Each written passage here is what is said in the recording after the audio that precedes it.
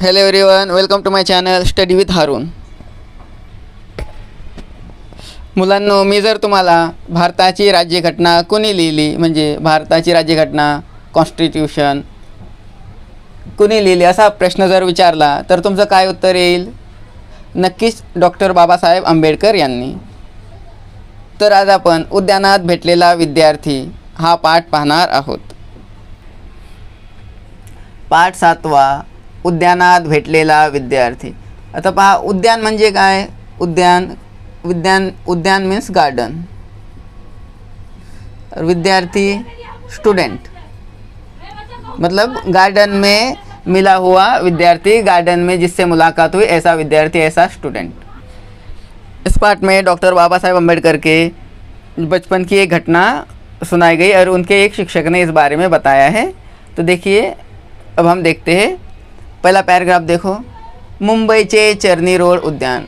यानी प्लेस कहाँ की बताया इन्होंने? मुंबईचे चर्नी रोड उद्यान में ये घटना घटी थी. मुंबई के चर्नी रोड उद्यान यानी गार्डन. चर्नी रोड उद्यानात सायंकाळच्या वेळी अनेक नागरिक फिरायला यायचे.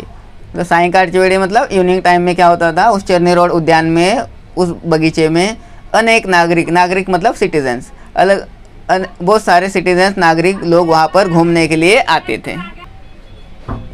मुंबई येथील विल्सन हायस्कूलचे मुख्याध्यापक आणि विद्याव्यासंगी लेखक कृष्णाजी अर्जुन केडुस्कर गुरुजी देखील चर्नी रोड उद्यानात रोज सायंकाळी 5:30 वाजता यायचे. अब देखो, बहुत सारे नागरिक आते थे मुंबई के उस गार्डन में, चर्नी रोड के गार्डन में, लेकिन वहाँ पर उन्हें अनेक लोगों की तरह उनमें एक स्पेशल वहाँ पे एक इंसान आते थे. उनका वो कौन थे? मुंबई के जो विल्सन हाईस्कूल है, विल्सन हाईस्कूल के मुख्याध्यापक थे. मुख्याध्यापक मतलब प्रिंसिपल. आणि विद्याव्यासंगी लेखक, और वो राइटर भी थे. जो विल्सन हाईस्कूल के मुख्याध्यापक थे वही लेखक थे. और कैसे लेखक थे? विद्याव्यासंगी, यानी जो स्कॉलर थे, होशियार थे, उन्हें कहेंगे विद्याव्यासंगी लेखक. और उनका नाम क्या था? कृष्णाजी अर्जुन केडुस्कर. मतलब ये कृष्णाजी अर्जुन केडुस्कर कौन थे? विल्सन हाईस्कूल के मुख्याध्यापक थे और विद्याव्यासंगी लेखक थे. ये भी उस चर्नी रोड के उद्यान में हर रोज़ घूमने के लिए आते थे. चर्नी रोड उद्यानात रोज़ सायंकाळी 5:30 वाजता यायचे, यानी इवनिंग में ये 5:30 को वहाँ पर उस गार्डन में आते थे. उद्यानाच्या एका बाकावर बसून ते सोबत आणलेल्या पुस्तकाचे वाचन करत असत. और उद्यान में आकर वो क्या करते थे? वो घूमने फिरने के लिए नहीं आते थे, बल्कि एका बाकावर बसून, बाक यानी बेंच, एक बेंच पर बैठकर वो जो साथ में लेकर आते थे, कुछ बुक्स लेकर आते थे और पुस्तकाचे वाचन करत, और अपने साथ जो पुस्तक लाते थे उसकी वो वहाँ पर बेंच पर बैठकर रीडिंग करते थे, वाचन करते थे. देखो अभी आगे क्या हुआ. बाकावर बसून वाचन करणाऱ्या कृष्णाजी केडुस्कर गुरुजींच्या लक्षात आले कि थोड्या अंतरावर एक विद्यार्थी पुस्तक वाचत आहे. एक दिन की घटना बताते हैं कि क्या हुआ. वो बाकावर बसून एक बेंच पर बैठकर केडुस्कर गुरुजी पुस्तक पढ़ रहे थे. उसी वक्त उन्हें एक विद्यार्थी उनसे थोड़े दूर अंतर पर एक विद्यार्थी बैठा हुआ दिखा और वो भी पुस्तक पढ़ रहा है.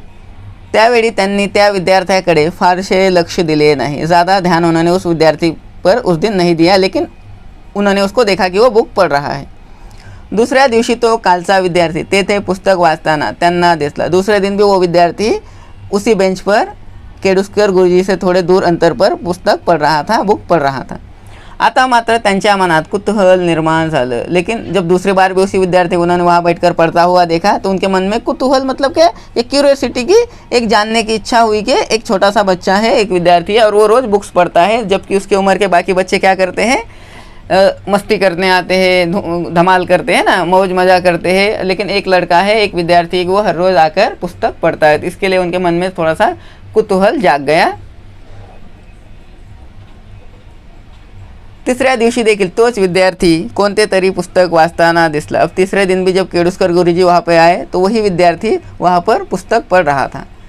त्या विद्यार्थ्याने देखील गुरुजींकडे बघितले. तो तीसरे दिन उस विद्यार्थी ने भी गुरुजी की तरफ देखा.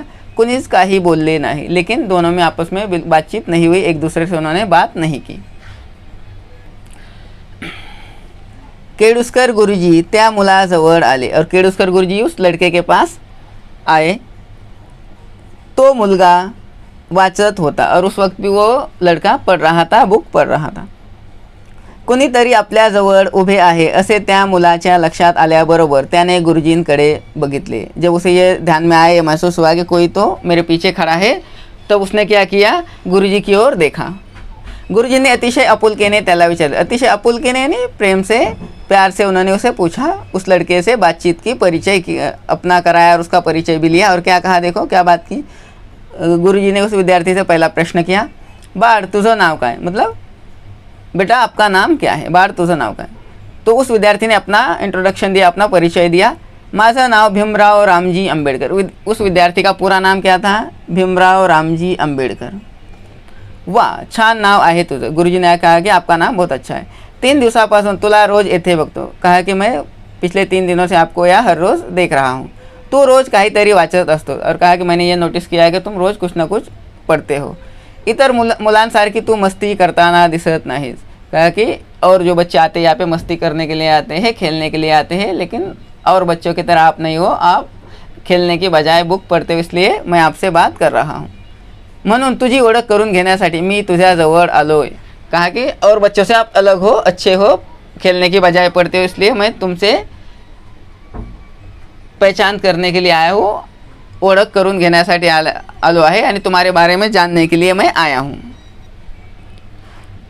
आपल्याविषयी इतक्या प्रेमाने, स्नेहाने बोलणाऱ्या त्या गृहस्थांबद्दल भीमरावला आदर वाटला. भीमराव को भी उस टीचर के बारे में आदर वाटला, इन रिस्पेक्ट महसूस हुआ, क्योंकि वो उसे बहुत ही प्रेम और स्नेह से बात करे. प्रेम और स्नेह ये क्या है, समानार्थी शब्द है. त्या गृहस्थ यानी अ पर्सन, कोई भी पर्सन को गृहस्थ कहेंगे, तो उसको भीमराव को आदर लगा, रिस्पेक्ट फील हुआ. उसने मन में रिस्पेक्ट महसूस किया उस गृहस्थ के लिए जो उसके बारे में प्रेम से इंक्वायरी कर रहे थे, पूछ रहे थे. त्याने गुरुजींना नमस्कार केला. उस बच्चे ने, भीमराव ने गुरुजी को नमस्कार किया. केडुस्कर गुरुजींनी विचारले, बाळ तू कुठे शिकतो. फिर केडुस्कर गुरुजी ने दूसरा प्रश्न पूछा कि बाळ तू कुठे शिकतो, कि बेटा आप कहाँ पढ़ते हो, एजुकेशन कौन से स्कूल में पढ़ते हो. मी एल्फिन्स्टन हाई स्कूल भाईकडा येथे शिकतो. उस विद्यार्थी ने जवाब दिया कि मैं भाईकला के एल्फिन्स्टन हाई स्कूल में पढ़ता हूँ. यानी भीमराव कौन से स्कूल में पढ़ता था, एल्फिन्स्टन हाई स्कूल में पढ़ता था, और जो कि भाईकला में है.